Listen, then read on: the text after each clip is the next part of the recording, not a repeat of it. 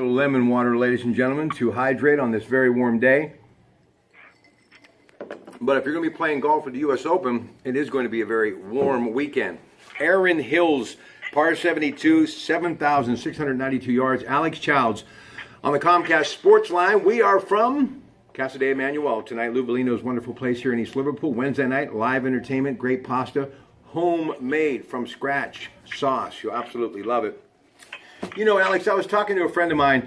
He played some golf over the weekend, and he said, you know, it was 90-plus degrees. He said, really one of his first times out this year, and it took a whole lot out of him. And I've said for the longest time that these athletes, and that's exactly what they are, these men and women who play professional golf, I don't think the average person realizes, and we've talked about this before, but because of AccuWeather and the temperatures the last couple of days, everybody's been thinking about warm weather. Talk about what it takes as far as stamina, opening round, final round. If you're playing golf every day in the middle of the day, where there is no shade and you're out in the middle of a fairway more times than not, and you're standing out there under that sun that can in some cases be well over 100 degrees, nothing more than a hat to shade your eyes, it can be physically demanding, right? Yeah, it can. I mean, I think the big, maybe the part of that's difficult to explain is there's not a cardiovascular issue where they're running from shot to shot and they're traveling, you know, they're walking 7-8 miles, depending on the length of the golf course and how they set it up. And you're going up and down the hills. What seems to be, you know, the most difficult aspect of the weather is their muscular endurance and their ability to, you know, withstand all that heat, stay hydrated, and make the swings that they're typically used to making. And, you know, that goes back to fitness. So previously, you know, guys that are in shape will tend to wear through better when the weather gets so hot because they've conditioned themselves well enough to handle that. All right, now Mike Davis, Executive Director of the USGA, a man in charge of setting up the U.S. Open courses, gave a summary of it, and I was looking at it earlier today, and I shared some of it with the audience via Facebook and YouTube. I want you to talk about the idea that they've got 4 par 5s. This is the first time this has happened at the U.S. Open since 1992, and obviously this windswept property is going to provide a firm playing surface, and also when you have someone that can crank the ball like a DJ, Dustin Johnson, and many others, Jordan Spieth, this is going to give them a good opportunity to really light up the scorecard, right? Yeah, I think it's to their advantage. I think you're exactly right. You know, the way I understand it, the fairways are unusually large compared to some of the previous events or even just recently at Oakmont. So that would definitely allow for some of the longer hitters to have an advantage. And if there is still weather and it does get soft against the idea that it would be firm and fast, then it's certainly in their favor. And I would only expect the longest hitters to prevail, you know, over the course of 4 days. Now listen, this isn't a links course, but it has that type of connotations to it, and they're talking about the golden fescue surrounding each hole. So explain this course to me. Not links, but close. Well, I think, you know, links is always connotated towards an area by water, and this is more of an inland facility where you're given that sort of presentation, very similar to Oakmont in that way, where the rolling holes are you can't see the greens from the fairways.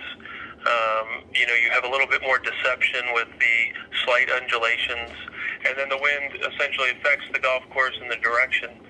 So, you know, you don't really have the seaside like you do at St. Andrews, but even at Oakmont, when the wind starts going, the golf ball is very difficult to control, and even the wide fairways sometimes don't help.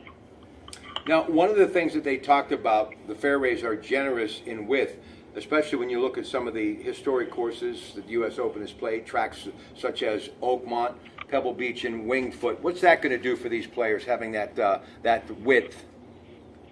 Well, I think that, you know, as I was commenting earlier, it's to the advantage of the longest hitter because significantly they can be much closer to the hole. The par 5s, I don't know how many they can reach depending on the setup. It's a distinct advantage, and players like Rory McIlroy, if they can take advantage of them, it's almost giving themselves being under par before the round starts, which is a big confidence booster when you think about the U.S. Open and how difficult it's going to be. And I heard over some comments with players about how difficult the setup is in terms of the fescue, and I think they're at an unlucky position because the guys that seem to have the right attitude think the fairways are wide enough and they can take advantage of it. And I would expect those guys to prevail. Mike Davis, USGA, who puts all this stuff together. This is the U.S. Open courses. This is part of his summary, a paragraph. I thought it was worth sharing word by word. These bunkers surround many of the greens along with shaved runoff areas. Rather than seeing players chipping out of the thick rough if they miss the, as he puts it rather appropriately, the dance floor, they will instead be left with a choice of putting, playing a bump and run, or pitching. The only U.S. Open course in recent memory that was reminiscent of this was Pinehurst, #2 in 2014. But for those who can't picture the North Carolina course, think of the surroundings of the Augusta greens. Explain what he meant there, Alex. So, if you take, and I would have used Oakmont too in some of the examples, the fairways are running through to the greens.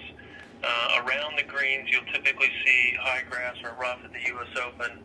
And in this instance, like at Pinehurst and some of the holes at Oakmont, there's a fairway that's running to the sides of the holes, in front of the holes, or behind the holes. And what that essentially does is make the golf course faster, so the balls will start moving.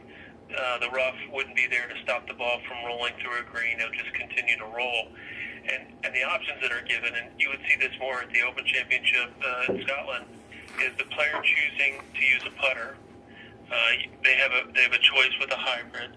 Maybe they want to use a sand wedge. It becomes a lot of choices, which is the challenge, because if they pick the wrong club, have the wrong shot in mind, then they have a lot of more trouble and have a higher score. So the majority of the players, I think you would see is putting. Pinehurst in particular got very fast, very difficult. Players couldn't hold the green, and they were basically just putting on to keep the ball from rolling off the greens. A lot of folks will be heading out to Golf Galaxy and Dick's Sporting Goods, and I'm sure they'll be playing a great round or two over the weekend at your amazing place, Fox Chapel, and they'll be trying to emulate some of these amazing players, and they are just that. And I think to kind of give you an idea of what you should work on this weekend if you're going out, or what clubs you need to buy, Mike says shot-making ability, playing well in the wind, and liking firm surfaces are all a plus, and an imaginative short game will be crucial. Boy, that's a lot. I don't know if you have enough clubs in the bag, but explain the focus and really what will be the game plan for these golfers when they tee off tomorrow. Well, anytime you have a situation where wind's in play, you have a hard time making complete golf swings and getting the ball up in the air. And again, everyone's trying to get the ball up, whether you're a professional or an amateur. It's still to hit the ball first and get the ball in the air. And in this instance, the players are going to make an effort to control the ball, and that's why they're professionals. They're trying to make the ball move a specific side direction. Now, obviously, they'd like to hit it straight, but they typically move it right to left or left to right. And noticing the wind, they're using that idea against the wind or with the wind to make it go farther and stay lower, because it becomes so much more difficult when the ball gets to certain apex and the wind just starts moving it.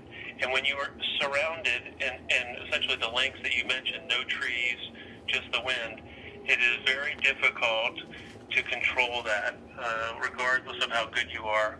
And one of the things, if anyone was interested in trying to, what that is like, is when they're practicing, just attempt to hit the ball at different heights. Hit it as high as you can and try to hit it as low as you can and see if you can hit it essentially the same distance. It's extremely difficult. The great Alex Childs, Fox Chapel Golf Club. We'll take a very brief break and we'll come back, give you Top 10 Players Golf Week magazine talking about why they could win, and we'll get Alex's thoughts. We'll be right back. Casadei, Emanuel, East Liverpool. In moments, stay with us.